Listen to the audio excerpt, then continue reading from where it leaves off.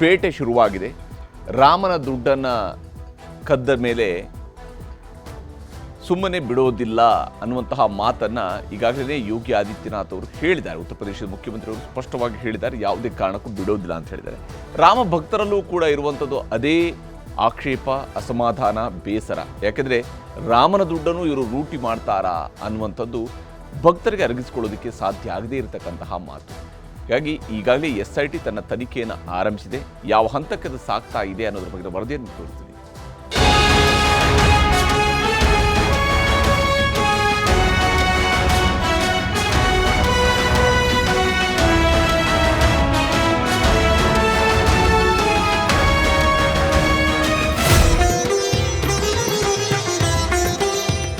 ಅಯೋಧ್ಯೆಯಲ್ಲಿನ ರಾಮ ಮಂದಿರ ಇದು ಕೇವಲ ದೇಗುಲವಲ್ಲ, ನೂರಾರು ವರ್ಷಗಳ ಕನಸು.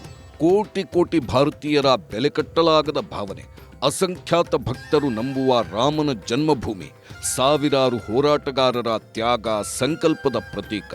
ನೂರಾರು ಎಡರು ತೊಡರುಗಳನ್ನ ಮೆಟ್ಟಿ ನೆಲೆ ನಿಂತಿರೋ ಭವ್ಯ ಮಂದಿರ.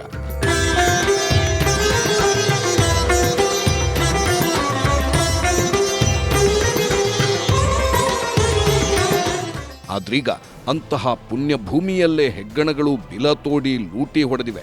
ದೇಗುಲದ ನಿರ್ವಹಣೆಗೆ ಅಂತ ಸ್ಥಾಪಿಸಲಾಗಿದ್ದ ಟ್ರಸ್ಟ್ನಲ್ಲೇ ಧನದಾಹಿಗಳು ರಾಮ್ಲಲ್ಲಾನಿಗೆ ಭಕ್ತಿಪೂರ್ವಕವಾಗಿ ಹರಕೆ ರೂಪದಲ್ಲಿ ನೀಡಿದ್ದ ಕೋಟಿ ಕೋಟಿ ಹಣ, ಚಿನ್ನ, ಒಡವೆ ತಿಂದು ತೇಗಿದ್ದಾರೆ.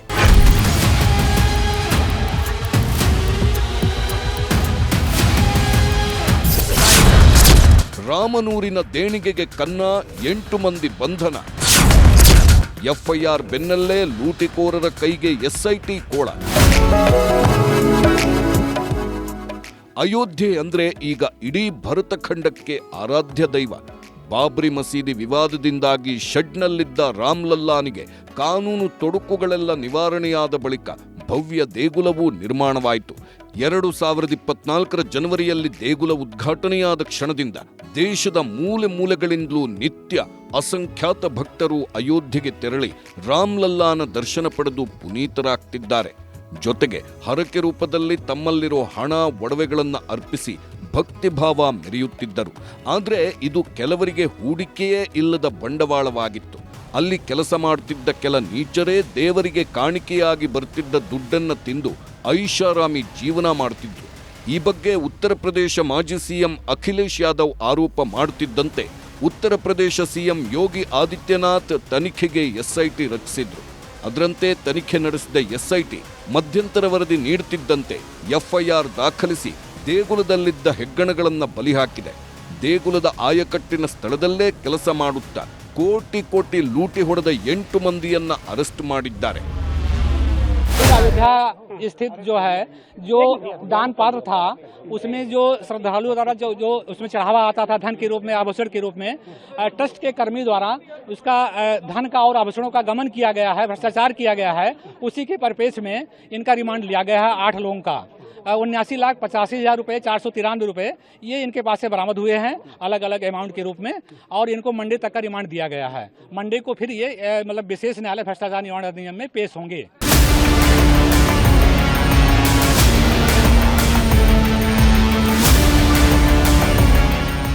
ಬಂಧಿತರಲ್ಲಿ ಪ್ರಮುಖ ಆರೋಪಿ ಟಿನ್ನು ಯಾದವ್.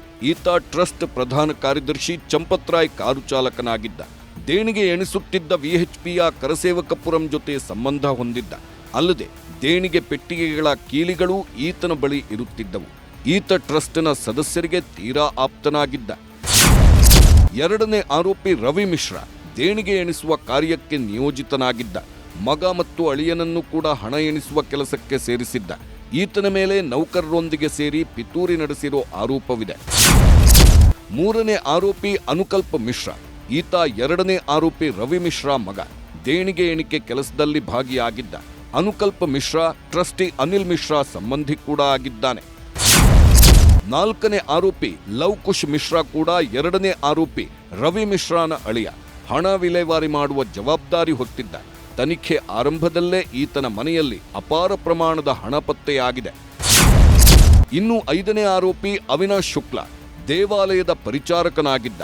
ಹಣದ ದುರುಪಯೋಗದಲ್ಲಿ ಭಾಗಿಯಾದ ಆರೋಪ ಸಿಂಡಿಕೇಟ್ನಲ್ಲಿ ಭಾಗಿಯಾಗಿರುವ ಪ್ರಮುಖ ಸದಸ್ಯ ಕೂಡ. ಈತನ ಖಾತೆಯಲ್ಲಿದ್ದ 5 ಲಕ್ಷ ರೂಪಾಯಿ ಹಣ ವಶಪಡಿಸಿಕೊಳ್ಳಲಾಗಿದೆ. 6ನೇ ಆರೋಪಿ ಮನೀಶ್ ಯಾದವ್. ಈತ ಮೊದಲ ಆರೋಪಿ ಟಿನ್ನು ಯಾದವ್ ಅಳಿಯ. ದೇಣಿಗೆ ಎಣಿಕೆ ಪ್ರಕ್ರಿಯೆಯಲ್ಲಿ ಭಾಗಿಯಾಗಿದ್ದ. ಈತನ ಮನೆಯಲ್ಲೂ ಅಪಾರ ಹಣ ಜಪ್ತಿ ಮಾಡಲಾಗಿದೆ. ಇನ್ನು 7ನೇ ಆರೋಪಿ ಸುಭಾಷ್ ಶ್ರೀವಾಸ್ತವ್. ಈತ ಬ್ಯಾಂಕ್ನ ಮಾಜಿ ಉದ್ಯೋಗಿ. ಟ್ರಸ್ಟ್ನ ನಗದು ಎಣಿಕೆ ಸಿಬ್ಬಂದಿಯ ಉಸ್ತುವಾರಿ ಹೊತ್ತಿದ್ದ. 8ನೇ ಆರೋಪಿ ಕರುಣೇಶ್ ಪಾಂಡೆ. ಹಣದ ಸ್ವೀಕೃತಿಯಲ್ಲಿ ಅಕ್ರಮ ಎಸಗಿರುವ ಆರೋಪ ಈತನ ಮೇಲಿದೆ. ಎಸ್ಬಿಐಗೆ ಹಣ ಎಣಿಸಲು ಅಧಿಕಾರ ನೀಡಲಾಗಿತ್ತು. ಆದರೆ ಈತ ಖಾಸಗಿ ಏಜೆನ್ಸಿ ನೇಮಿಸಿಕೊಂಡಿದ್ದ.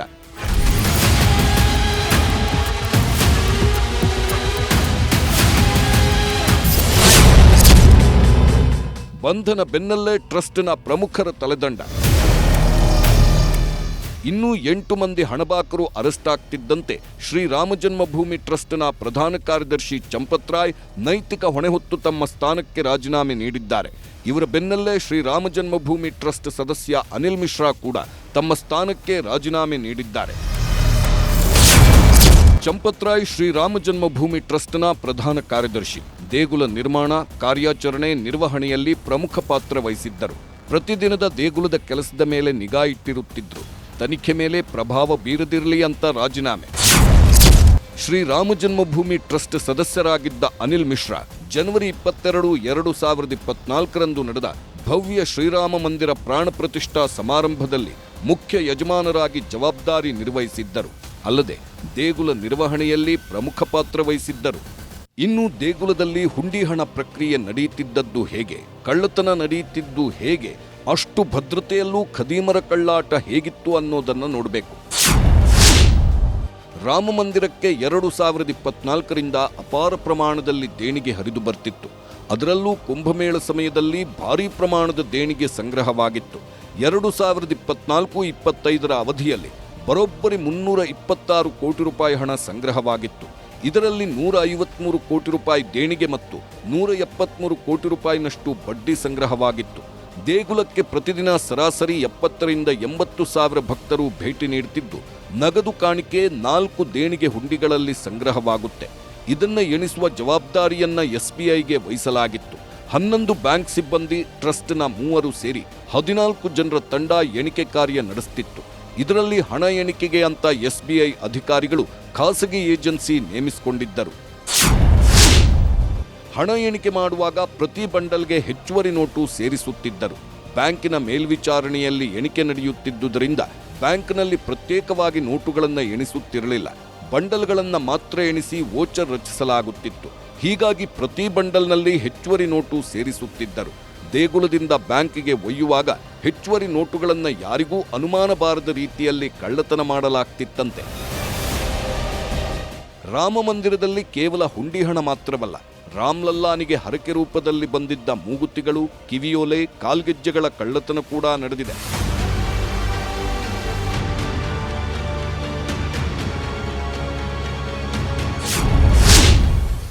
ನಂಬಿಕೆಯೊಂದಿಗೆ ಆಟವಾಡಿದ್ರೆ ಒಪ್ಪಲಾಗದು. ಟೀಕಾಕಾರರ ವಿರುದ್ಧ ಸಿಎಂ ಯೋಗಿ ಕಿಡಿಕಿಡಿ.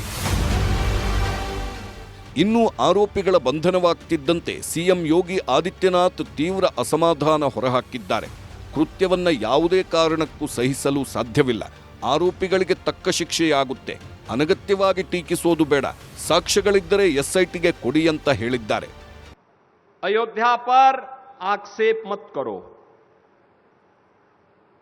प्रभु श्री राम की मर्यादा का पालन करना सीखो और अयोध्या के बारे में जो कतिपय समाचार मिल रहे थे, हमने कहा था एसआईटी गठित की गई है. एसआईटी की रिपोर्ट आने के साथ ही हमारी कार्रवाई भी प्रारंभ हो जाएगी. और आपने देखा होगा एसआईटी की रिपोर्ट आई, तुरंत कार्रवाई प्रारंभ हो गई. ಯೋಗಿ ಆದಿತ್ಯನಾಥ್ ಮಾತ್ರವಲ್ಲದೆ ವಿಎಚ್ಪಿ ಸೇರಿದಂತೆ ವಿವಿಧ ಹಿಂದೂ ಸಂಘಟನೆಗಳು, ರಾಜಕೀಯ ನಾಯಕರು ಅಸಮಾಧಾನ ಹೊರಹಾಕಿದ್ದಾರೆ. ತಪ್ಪಿತಸ್ಥರನ್ನ ಯಾವುದೇ ಕಾರಣಕ್ಕೂ ಕ್ಷಮಿಸಬಾರದು ಅಂತ ಒತ್ತಾಯಿಸಿದ್ದಾರೆ. ಇಂತಹ ಘೋರ ಅಪಚಾರ ಇಲ್ಲಿ ನಡೆಯಲೇಬಾರದಿತ್ತು. ಆದ್ದರಿಂದಾಗಿ ನಡೆದು ಹೌದು ಅಂತಂದರೆ ಆವಾಗ ಅವಶ್ಯವಾಗಿ ಅದಕ್ಕೆ ತಕ್ಕ ಶಿಕ್ಷೆ ಆಗಬೇಕು, ಅದು ವಿಚಾರಣೆ ಆಗಬೇಕು ಎನ್ನುವ ವಿಷಯಗಳು ಕೂಡ ನಮ್ಮೆಲ್ಲರ ನಂಬಿಕೆ ಈಗ ಸದ್ಯಕ್ಕೆ ಏನಂತೀವಿ, ಈ ನಂಬಿಕೆಗೆ ಗಿಡಕ್ಕೆ ರೋಗ ಬಂದಿರುತ್ತೆ ಅಂತಂದ್ರೆ ಹಂಗೆ ಆ ರೋಗ ಜಲ್ದಿ ವಾಸಿಯಾಗಿ ಮತ್ತೆ ಹೊಸ ಚಿಗುರು ಜಲ್ದಿ ಬರಲಿ, ಚಿಗುರು ಜೊತೆಗೆ ಇನ್ನೂ ಬಲಿಷ್ಠವಾಗಿ ಯಾವುದೇ ರೀತಿಯ ಇಂಥ ಒಂದು ಘಟನೆ ನಡೆದಿರೋ ಹಾಗೆ ಮುನ್ನೆಚ್ಚರಿಕೆಯಿಂದ ಈ ಒಂದು ದೇವಸ್ಥಾನ ಮುನ್ನಡೆಯಲಿ ಅಂತ ಆಶಿಸ್ತೇನೆ. ನೋಡಿದ್ವಿ ನಾವು, ಕೇಳಿದ್ವಿ ನಾವು, ಅಯ್ಯಪ್ಪನ ದೇವಸ್ಥಾನದಲ್ಲಿ ಈ ರೀತಿ ಲೂಟಿ ಆಯ್ತು, ತಿರುಪತಿ ತಿಮ್ಮಪ್ಪನ ದೇವಸ್ಥಾನದಲ್ಲಿ ಲೂಟಿ ಆಯ್ತು, ಕೇಳಿದ್ವಿ ನಾವು. ಆದರೆ ಇಷ್ಟರ ಮಟ್ಟಿಗೆ ಆಡಳಿತ ವೈಫಲ್ಯ, ಯಾರು ಅಡ್ಮಿನಿಸ್ಟ್ರೇಟರ್ಸ್ ಅಲ್ಲಿದ್ದಾರೆ ನನಗೆ ಗೊತ್ತಿಲ್ಲ. ಅದಕ್ಕೋಸ್ಕರ ಅನೇಕರು ಹೇಳ್ತಾರೆ ಅಲ್ಲಿರೋರೇ ಮಾಡಿರ್ಬೋದು, ಗೊತ್ತಿಲ್ಲ ನನಗೆ. ಈಗಾಗಲೇ ಅದಕ್ಕೆ ಯೋಗಿ ಆದಿತ್ಯನಾಥ್ ಅವರು ಏನು ಹೇಳೋದು ಹೇಳಿದ್ದಾರೆ. ಅಲ್ಲಿ ಈಗ ನಿಮ್ಮ ಅನೇಕ ಚಾನೆಲ್ಗಳಲ್ಲೂ ಸೇರಿದಂತೆ ಅಲ್ಲಿರುವಂಥ ಎಂಪ್ಲಾಯೀಸು ಕೆಲವರು ಈ ರೀತಿಯಾದಂಥ ಪಾಪದ ಕೆಲಸವನ್ನು ಮಾಡಿದ್ದಾರೆ ಅನ್ನುವಂಥದ್ದು ಬಂದಿದೆ. ಅವರನ್ನು ತಕ್ಷಣ ಹಿಡಿದು ಈಗಾಗಲೇ SIT ಮಾಡಿ ಅವರನ್ನು ಅರೆಸ್ಟ್ ಮಾಡಿ ಇತ್ಯಾದಿ ಎಲ್ಲ ಕೆಲಸ ಮಾಡಿದ್ದಾರೆ. ಅಯೋಧ್ಯೆಯ ರಾಮಮಂದಿರ ನಿರ್ಮಾಣಕ್ಕೆ ಸ್ವೀಕರಿಸಿದ ದೇಣಿಗೆಗಳ ದುರುಪಯೋಗ ಆರೋಪಕ್ಕೆ ಸಂಬಂಧಿಸಿದಂತೆ SIT ಅಧಿಕೃತವಾಗಿ FIR ದಾಖಲಿಸಿ ತನಿಖೆ ನಡೆಸುತ್ತಿದೆ. ಕೋಟಿ ಕೋಟಿ ಜನರ ಭಾವನೆಗಳ ಜೊತೆ ಆಟವಾಡಿದವರಿಗೆ ತಕ್ಕ ಶಿಕ್ಷೆ ಆಗಲೇಬೇಕು.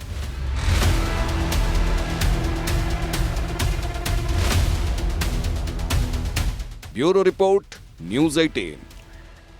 ಇಲ್ಲಿ ರಾಮನ ದುಡ್ಡಿನಲ್ಲಿ ಒಂದೇ ಒಂದು ರೂಪಾಯಿಯನ್ನು ಕೂಡ ಏನು ತಮ್ಮ ಸ್ವಾರ್ಥಕ್ಕಾಗಿ ಯಾರಾದರೂ ಬಳಕೆ ಮಾಡ್ಕೊಂಡಿದ್ರೆ ಅಂಥವರ ವಿರುದ್ಧ ಕಠಿಣ ಕ್ರಮ ಆಗಲೇಬೇಕು. ಯಾಕಂದರೆ ರಾಮ ಭಕ್ತರು ಭಕ್ತಿಯಿಂದ ಹಾಕಿರುವಂಥದ್ದು ರಾಮನ ಕಾರ್ಯಗಳಿಗೆ ಯಾಕೆ ಅದು ಬಳಕೆ ಆಗಬೇಕು ನೋಡಿ, ಯಾರದ್ದೋ ಮನೆಯ ಕಾರ್ಯಗಳಿಗಾಗಿ ಅಲ್ಲ. ಹೀಗಾಗಿ ಅಂಥವ್ರ ವಿರುದ್ಧ ಕಠಿಣ ಕ್ರಮವನ್ನು ಕೈಗೊಳ್ಳುವಂತಹ ಕೆಲಸವನ್ನು ಅಲ್ಲಿನ ಸರ್ಕಾರ ಮಾಡಲೇಬೇಕಾಗಿದೆ. ಅದು ಇಡೀ ದೇಶಾದ್ಯಂತ ಮಾತ್ರ ಅಲ್ಲ, ಇಡೀ ಪ್ರಪಂಚದಾದ್ಯಂತ ಇರುವಂತಹ ರಾಮ ಭಕ್ತರ ಆಗ್ರಹ ಇರುವಂಥದ್ದು.